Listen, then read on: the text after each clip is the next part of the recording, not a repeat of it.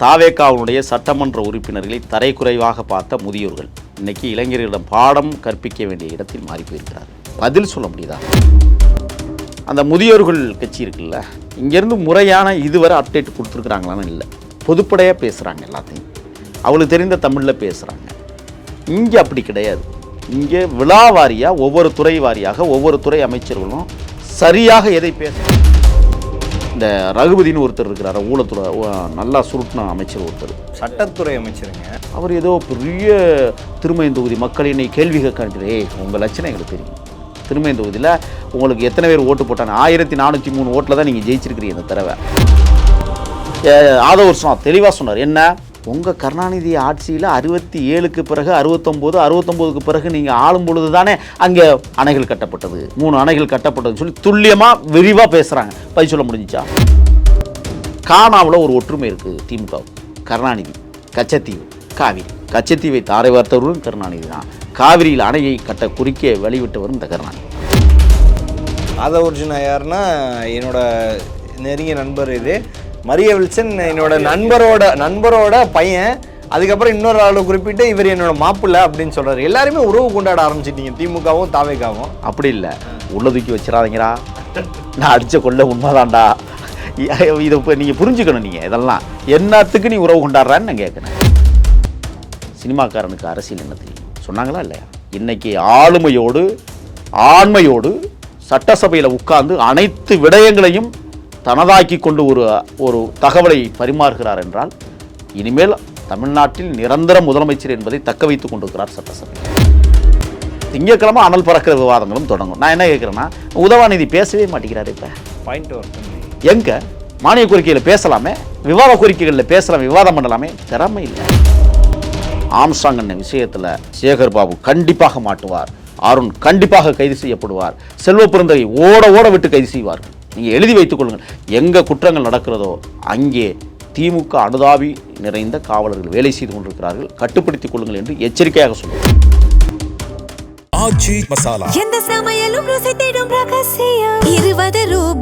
Prime 9 Tamil நேயர்கள் அனைவருக்கும் வணக்கம். இன்றைய நம்ம நேர்காணலில் நம்முடன் இணைந்திருப்பவர் தாவேகாவின் மாநில செய்தி தொடர்பாளர் திரு முகில் அவர்கள். சார் வணக்கம். வணக்கம். தமிழக சட்டமன்றம் காலமாக பெரிய ஆட்களை மட்டும் பார்த்துட்டு இப்போ வந்துட்டு வயது பசங்களை பார்க்குற மாதிரி இருக்குது.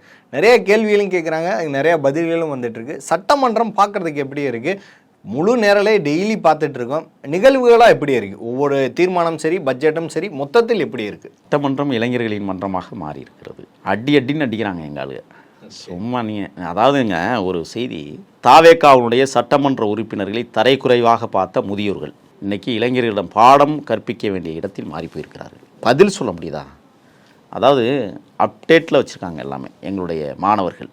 என்ன சொல்ல போனால், என் தலைவனின் பிள்ளைகள் எதை சொன்னாலும் அதுக்கு கருத்து. எங்கள் தம்பி ரமேஷ் அமைச்சர், நாங்கள் விவசாயத்துறை அமைச்சரை பார்த்துருக்குறோம், விவசாயத்தையும் பார்த்துருக்குறோம். விவசாயத்துக்குள்ளே காங்கிரீட் ரோடு போட்டதை பார்த்துருக்குறீங்க. தோட்டத்துக்குள்ளே காங்கிரீட் ரோடு நடந்த விவசாயம் சொல்ல மறந்துனேன். அப்போ ஒரு விரல் நுனியில் எல்லாத்தையும் வச்சுருக்காங்க. அடின்னு எது கேட்டாலும் அடிக்கிற நிலைமைக்கு இன்றைக்கி மாறிட்டாங்க. ஒன்று. ரெண்டாவது, இன்னொரு செய்தி என்னென்னா, அந்த முதியோர்கள் கட்சி இருக்குல்ல, இங்கேருந்து முறையான இதுவரை அப்டேட் கொடுத்துருக்குறாங்களான்னு இல்லை, பொதுப்படையாக பேசுகிறாங்க, எல்லாத்தையும் அவளுக்கு தெரிந்த தமிழில் பேசுகிறாங்க. இங்கே அப்படி கிடையாது. இங்கே விழா வாரியாக ஒவ்வொரு துறை வாரியாக ஒவ்வொரு துறை அமைச்சர்களும் சரியாக எதை பேச வேணும். இப்போ நேற்று வந்து நீங்கள் பார்த்தீங்கன்னா, திருச்சி திருவெரும்பூர் எம்எல்ஏ எந்திரிச்சு பேச ஆரம்பித்தார். ஒரு பெரிய சலசலப்பே வந்துச்சு. அவருக்கு வயசு மொத்தமே 45 தான். அவர் வந்து ஒரு பிரச்சனையை கிளப்புறாரு. நீங்கள் அடுத்து பார்த்தீங்கன்னா அமைச்சர் கமலி எந்திரிச்சு பேசுகிறாங்க. எனக்கிட்டே பட்டா மொத்தம் 75,000 பேருக்கு கடந்த ஆட்சியில் 5 வருடம். அதுக்கும் பதில் சொன்னோம். என்ன சொன்னோம்? மொத்தமே 75,000 பேர் இல்லைன்ட்டார் எங்கள் செங்கோட்டையனார். நீங்கள் 75,000 வீடு கட்டியிருந்தீங்கன்னா எங்கே 75 லட்சம் 75 லட்சம் சொல்லிட்டாங்க. ஃபர்ஸ்ட் 75,000 சொன்னாங்க, அப்புறம் 75 லட்சம் சொல்லிட்டாங்க. 75 லட்சம் பேர் பட்டா இருந்தால் அதை இல்லாமல் இருந்தால் தமிழ்நாடே தாங்காது அப்படிங்கிற மாதிரி சொல்லிட்டாரு. அது நீங்கள் இன்னொன்று என்னன்னா, இதற்கு முன்னால் திமுக அரசு கட்டிய நகர்ப்புற குடியிருப்பு வாசிகள் அல்லது கிராமப்புற குடியிருப்பு வாசிகளை நீங்கள் வீடுகள் எல்லாம் போய் பார்த்துங்க, கையால் சுரண்டி எடுக்கலாம். அவ்வளவு ஊழல் அங்கே நடந்திருக்கு. இப்போ இதை அப்டேட்டில் இன்றைக்கி வந்து எங்களுடைய சட்டமன்ற உறுப்பினர் துல்லியமாக எடுத்து பேசுகிற அளவிற்கு இன்றைக்கி வந்துட்டாங்க. நீங்கள் இத்தனை லட்சம் பேர் சொல்கிறீங்களே அப்படின்னா இல்லை 1000 தான் அப்படிங்கிற இடத்துக்கு வந்துட்டாங்க. திறக்கப்படாமல் இருக்கிற வீடுகளுடைய பட்டியலையும் வெளியிடுறாங்க. இவ்வளோ வீடுகள் இன்னும் திறக்கப்படலை, ஆனால் அதில் இவ்வளோ டேமேஜுகள் இருக்குது கட்டின ஒரு வருஷத்துலையே, அதையெல்லாம் நாங்கள் ஆய்வுக்கு உட்படுத்தி தான் திறப்போம்னு சொல்லிட்டாங்க. ஏன்னா ஊழல் அந்த அளவுக்கு நடந்திருக்கு. ஒன்று. ரெண்டாவது, நீங்கள் கவனித்து பார்த்தீங்களா சபையில் இந்த 16 கோடி பாலம் தான் அடிக்கடி எந்திரிச்சு பேசும். வேறு யாராவது பேச முடியுதா? இந்த ரகுபதினு ஒருத்தர் இருக்கிறார், ஊழத்துறை நல்லா சுருட்டின அமைச்சர் ஒருத்தர், சட்டத்துறை அமைச்சருங்க. என்ன சட்டமா? ஓ, அதனால தான் சகுபுர் அலி படுகொலை நடந்துச்சா? சட்டம் தெரிஞ்சதுனால தான் நடந்ததா? நான் என்ன கேட்குறேன்னா, அவர் ஏதோ பெரிய திருமயம் தொகுதி மக்கள் என்னை கேள்வி கேட்க அனுப்பிடுறே, உங்கள் லட்சணம் எங்களுக்கு தெரியும். திருமயம் தொகுதியில் உங்களுக்கு எத்தனை பேர் ஓட்டு போட்டாங்க? 1403 ஓட்டில் தான் நீங்கள் ஜெயிச்சிருக்கிறீங்க இந்த தடவை.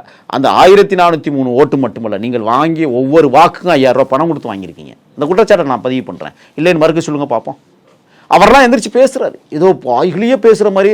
நாங்கள் வந்து அனுபவம் இருக்குது, மத்திய அமைச்சர் அனுபவம், மாநில அமைச்சர் ஒன்றும் கிடையாது. இன்னும் ஒரு முடிவோட கிடையாதுங்க. டென்ஷனே இல்லாமல் இருக்கீங்க நீங்களாம். தாவேகா எம்எல்ஏக்கெல்லாம் டென்ஷனே இல்லாமல் நீங்கள் வாட்டுக்கிறீங்க. எங்களுக்கு இல்லை. எங்கள் சபாநாயகரே என்ன சொன்னார், எல்லாருக்கும் பேசுகிறதுக்கு வாய்ப்பு கொடுத்தா மணிக்கணக்கில் பேசுவோம். அதனால தான் 10 நிமிடம் குறைச்சார். ஏன்னா அவ்வளவு பேச்சாளர்கள் இப்போ எங்கள் கட்சியில் இருக்காங்க. இன்னொன்று தெரியுமா, இன்றைக்கி மரிய வில்சன் பேசுகிற போது நாங்கள் கற்றுக்கொண்டு இருக்கிறோம், வெளிப்படையாக பேசினார்.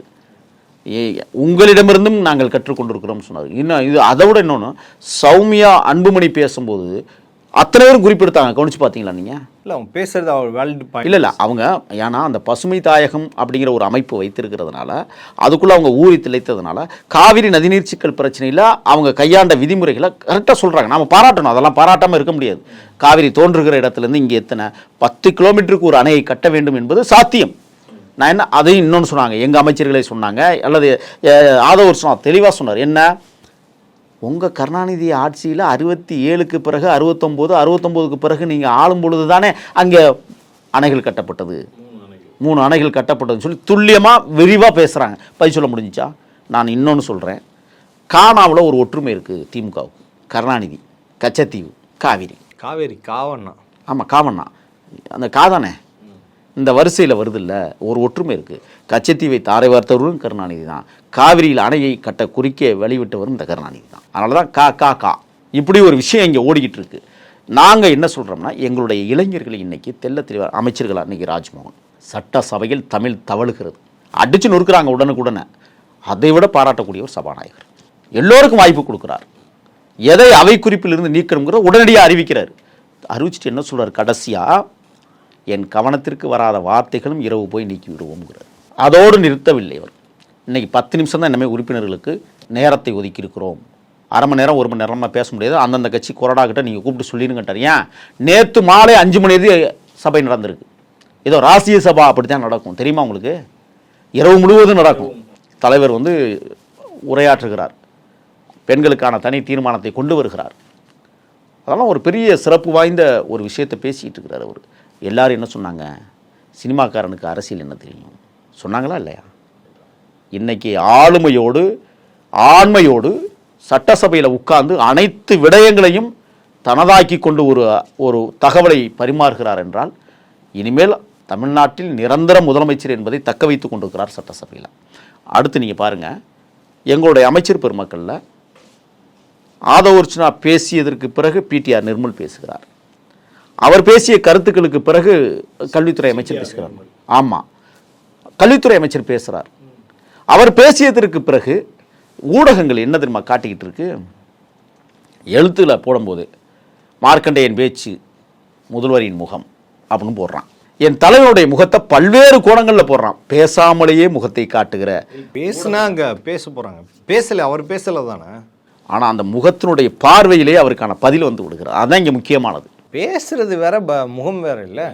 அந்த முக பாவனை இருக்குல்ல, நீ ஆமாம், முகத்தை சுழித்தார் என்றால் நீ மோசமாக பேசுகிறான்னு அர்த்தம். நீ என் தலைவன் சிரிச்சாருன்னு நீ ஏதோ நகைச்சுவை பண்ணுறான்னு அர்த்தம். கடுகடுன்னு முகத்தோடு இருக்கிறான்னு சொன்னால் ஏதோ பதில் வரப்போகுதுன்னு அர்த்தம்.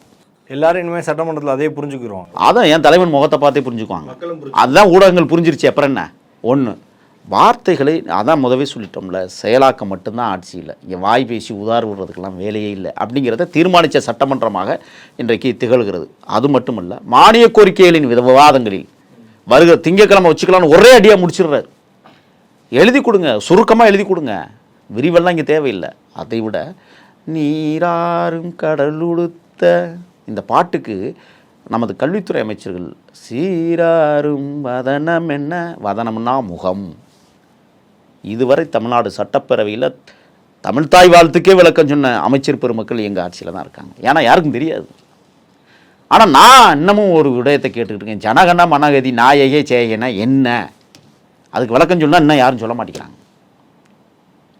ஆக சட்டமன்றம் இன்றைக்கு தமிழர்களுக்கும் தமிழுக்கும் முக்கியத்துவம் கொடுத்து ஒரு நீண்ட நெடிய பாரம்பரியம் அப்படிங்கிறத சொல்கிறத உடச்சுக்கிறோம்.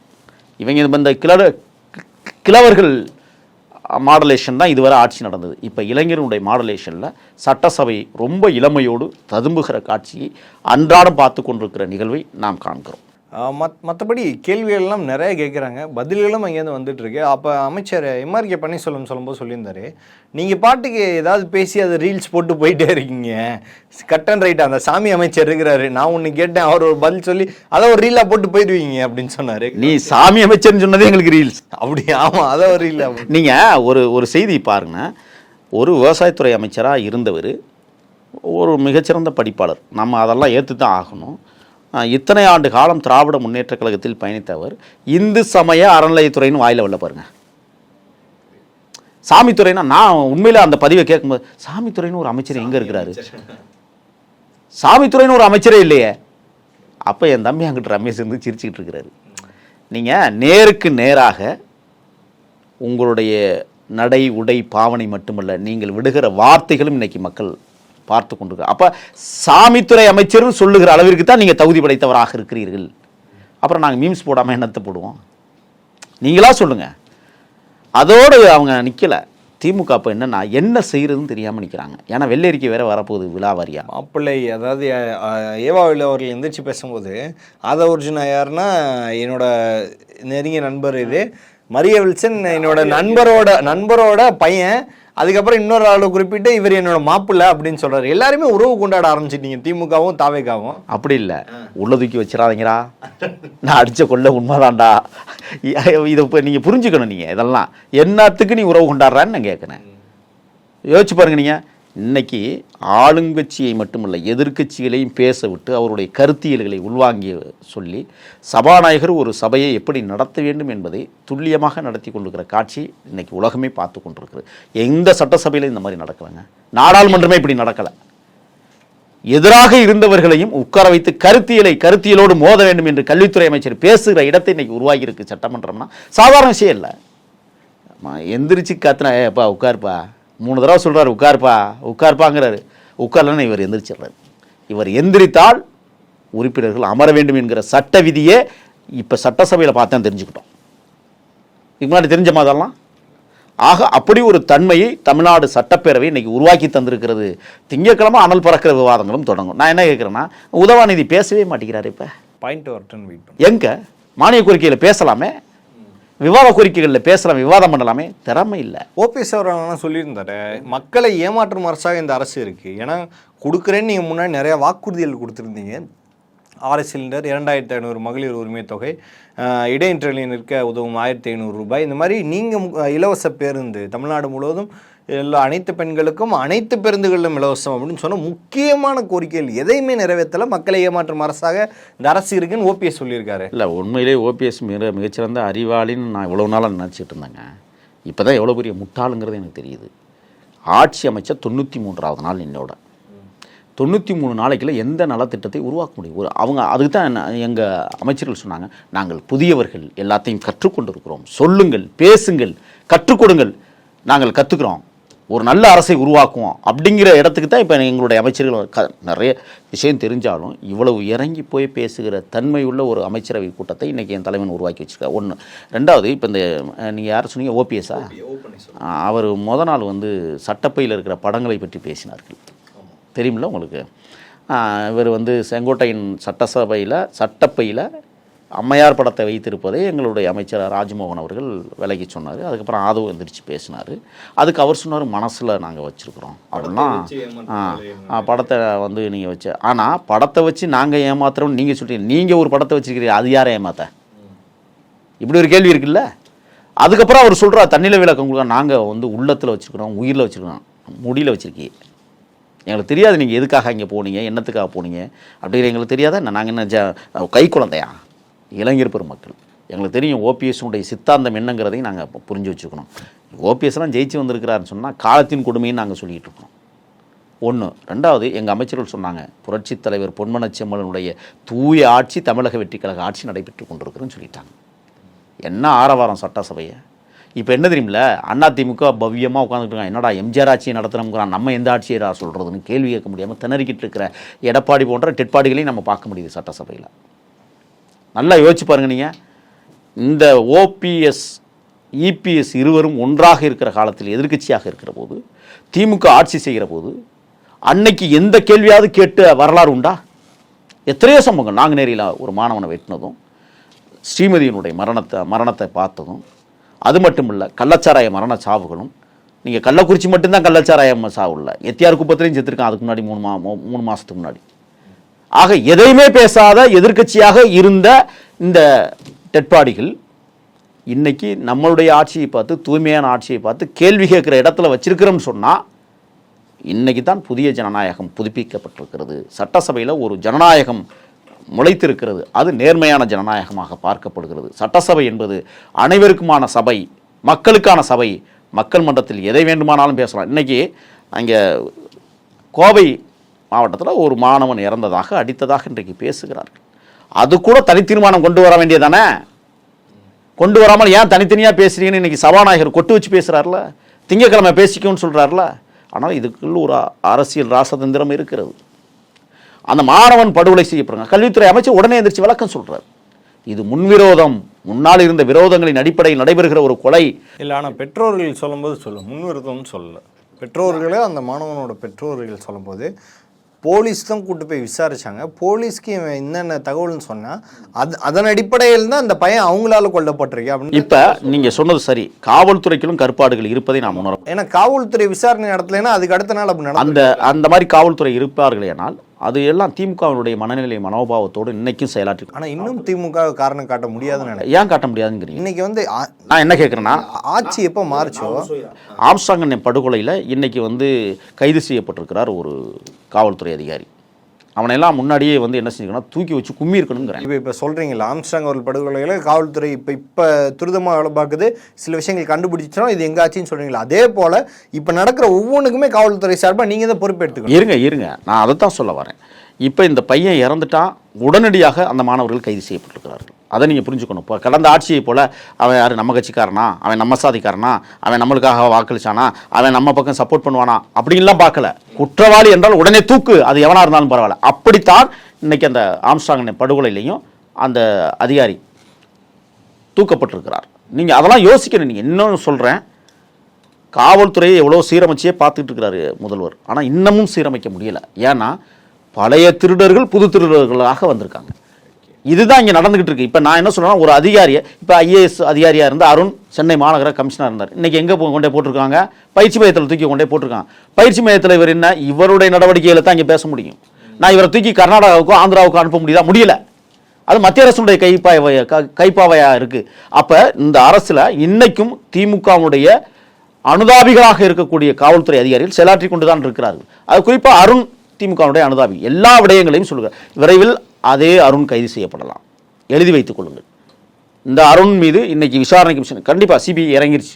ஆம்ஸ்ட்ராங் கொலை வழக்கில் துல்லியமாக ஒவ்வொரு விஷயத்தையும் நான் சொல்கிறேன். ஆம்ஸ்ட்ராங் விஷயத்தில் சேகர் பாபு கண்டிப்பாக மாட்டுவார், அருண் கண்டிப்பாக கைது செய்யப்படுவார், செல்வ பிறந்தகை ஓட விட்டு கைது செய்வார்கள். நீங்கள் எழுதி வைத்துக் கொள்ளுங்கள். இதற்கு பின்னால் நான் அதிர்ச்சிகரமான செய்தியை சொல்லுகிறேன். சிபிஐ இதை எடுத்துக்கொள்ள வேண்டும் என்றும் கருதுகிறேன். முன்னாள் வருவாய்த்துறை அமைச்சராக இருந்த பி மூர்த்தியையும் விசாரிக்கப்பட வேண்டும் இந்த வழக்கில். இதில் மிக மோசமான, தமிழ்நாடு அளவில் மிகப்பெரிய ரவுடியாக இருக்கிற மோகன்ராம் விசாரணைக்கு உட்படுத்தப்பட வேண்டும். இதற்கு பின்னால் பல செய்திகள் இருக்குன்னு நம்ம ஒவ்வொரு செய்தியாக இன்றைக்கி வந்துக்கிட்டு இருக்கு. ஆக எங்களது தாவேக்கா அரசு ஆம்ஸ்ட்ராங் அவர்களின் கொலை வழக்கை மிக துல்லியமாக கண்டுபிடித்து உண்மையான குற்றவாளிகளை கைது செய்கிற நாள் வெகு இப்போ அதுவும் சட்டசபையில் இன்னைக்காவது பிரதிபலிக்கும். நீங்கள் எழுதி வச்சுக்கோங்க. சாதாரண விஷயமா தமிழக வெற்றி கழகம் கடந்து போகாத அரசு இது. எங்கே தப்பு நடந்தாலும் சரி, எங்கள் கட்சிக்காரனே தப்பு பண்ணும்போது கைது பண்ணியிருக்கிறோம், பிடிச்சிருக்கிறோம். இதெல்லாம் அவர்களுக்கு புரிய வேண்டும். காவல்துறையில் நான் இறுதி எச்சரிக்கையாக நாங்கள் சொல்கிறோம், என் தலைவன் ஆட்சி, என் தலைவனுக்கு கீழே இயங்குகிற காவல்துறை நேர்மையாக, துல்லியமாக, துரிதமாக செயலாற்ற வேண்டும். இன்றைக்கும் சில இடங்களில் சில தவறுகள் நடந்து கொண்டு தான் இருக்கிறது. வீடியோவாக நான்லாம் எடுத்து வச்சுருக்கேன். என் தலைவன் அதை காட்டணும். இந்த மாதிரிலாம் இன்னமும் நடக்குது. அந்த உரிய சுற்று வட்டார காவல்துறை இந்த நடவடிக்கையை மேற்கொள்ளவில்லை என்றால் நமது ஆட்சிக்கு களங்கம் ஏற்படும் அப்படிங்கிறத நான் சொல்கிறேன். இன்னொன்று என்னென்னா, எங்கே குற்றங்கள் நடக்கிறதோ அங்கே திமுக அனுதாபி நிறைந்த காவலர்கள் வேலை செய்து கொண்டிருக்கிறார்கள், கட்டுப்படுத்திக் கொள்ளுங்கள் என்று எச்சரிக்கையாக சொல்லுகிறோம். இறுதியாக ஒரே ஒரு கேள்வி. இந்த சட்டமன்றத்துக்கு வந்து நீங்கள் சொன்னீங்க, ஆதவர்ஜுனா அவர்கள் பேசுகிறாங்க, அமைச்சர் ராஜ்மோகன் பேசுகிறாரு, அடுத்து ரமேஷ் பேசுகிறாரு, இந்த மாதிரி நிறையா பேசுகிறாங்க. ஆனால் எனக்கு தெரிஞ்சு மொத்த தாவேக்காவினரை கிட்டத்தட்ட காப்பாற்றுறது செங்கோட்டையன் அவர்கள் தான் நினைக்கிறேன். ஏன் அப்படின்னா, ஏன் அவை முன்னவராக இருக்கிறாரு. நான் இதுக்கு சொல்ல வரேன், எந்த ஒரு கேள்விகள் கேட்டாலும், முந்தைய காலங்களில் கேட்டாலும், அதுக்கு முந்தைய காலங்களில் கேட்டாலும், 50 வருஷம் சட்டமன்ற அனுபவம், எந்திரிச்சு டக்குன்னு பதில் சொல்கிறதா இருக்கட்டும், ஆதாரப்பூர்வமாக எடுத்து வைக்கிறதா இருக்கட்டும், நீங்கள் என்ன பண்ணுறீங்கன்னா அந்த அமைச்சர்களுக்கு பதில் எடுத்து கொடுக்க எனக்கு தாவேக்காவினர் தாண்டி ஒரு அனுபவம் வாய்ந்த செங்கோட்டையன் உங்களுக்கு பெரிதளவில் உதவுறாருன்னு நினைக்கிறேன். கரெக்டாக இல்லை? ஒரு அனுபவம் வாய்ந்த அரசியல் தலைவர், பல கேள்விகளுக்கு பதில் சொல்கிறாரு. சொல்லத்தையும் ஆகணும். அதனால தான் அவரை அவை முன்னவராக நாங்கள் வச்சுருக்குறோம். நீங்கள் அவை முன்னவர் வந்து சோப் மாரியை கொண்டே வைக்க முடியாது, கேப் மாரிகளையும் வைக்க முடியாது. அறிவார்ந்தவர்கள் தான் அந்த இடத்துல அமர முடியும். அப்போ மாறி மாறி திமுக அதிமுக மாறி மாறி ஆட்சி ஆண்டிருக்கு. அவர் அங்கம் வைத்தவர். இவர்கள் செய்த பிழைகள் என்ன என்பதை அவர் கற்றுணர்ந்திருக்கிறார். துல்லியமாக எடுத்து உடனே அடிக்கிறார்னு சொன்னால், இன்னொன்று சொல்லவா, அவர் எங்களின் வழிகாட்டி, எங்களுக்கெல்லாம் வழிகாட்டி. சட்டப்பேரவையை பொறுத்தவரை அவர் எல்லாத்தையும் விரல் நுனியில் வைத்து தான் பேசுகிறார். செங்கோட்டையன் என்பது எங்களுக்கு செங்கோல் மாதிரி. சபையை நடத்தக்கூடிய இடத்துல எப்படி நடத்தணுங்கிறத துல்லியமாக, அதை விட வந்து சபாநாயகரே செங்கோட்டையனை பார்த்து, ஏங்க நீங்கள் அவை முன்னவருங்க, நீங்கள் என்ன இப்படி எந்திரிக்கிறீங்க, கோபப்படுறாரு. அப்போ நேர்மையான ஆட்சிக்கு சபாநாயகர் உத்தரவிட்டிருக்கிறார். நேர்மையான ஆட்சியை நடத்துவதற்கு நான் கேட்குறேன், இதுக்கு முன்னாடி நீங்கள் சபாநாயகர்களை பார்த்துருப்பீங்க. அப்பாவா? அப்பாவு தான். அதானே டவுட். நான் அதுக்கு முன்னாடி தனபால் போயிட்டு நான் என்ன கேட்குறேன்னா, தனபாலை செயல்பட விடாமல் தடுத்தாங்கிறது வேறு. பல அவர்கள், ஜெயக்குமார் அவர்கள், அப்பா அவர்கள் நிறைய பேர் இருந்திருக்காங்க சபாநாயகரா. நான் என்ன கேட்குறேன்னா, அப்பாவு இந்த மாதிரி நடந்தாரா? இப்படி சபையை நடத்தினாரா? எல்லோருக்கும் பொதுவான சபையாக இருக்க வேண்டும் என்று இன்னைக்கு சபையை அழகாக நடத்தி கொண்டு செல்கிறார் என்றால், ஒரு அறிவார்ந்தவர்களுடைய ஆட்சி தமிழ்நாட்டில் நடைபெற்று கொண்டிருக்கிறது. அறிவார்ந்தவருடைய தலைமையின் கீழ் ஆட்சி ஆளுகிறது. அப்படி என்றால் இன்றைக்கி செங்கோட்டையன் அவை முன்னவராக இருந்தாலும் அதற்கு பக்கத்தில் நிற்கிற அமைச்சர் பெருமக்கள் அறிவார்ந்த தன்மையோடு எதிரிகளுக்கும் சிம்ம சொப்பனமாக விளங்கி கொண்டிருக்கிறார்கள். திங்கட்கிழமை பாருங்கள், அதுவும் சபை. பல்வேறு கேள்விகளுக்கு பதில் தமைக்காக மிக்க நன்றி. நன்றி.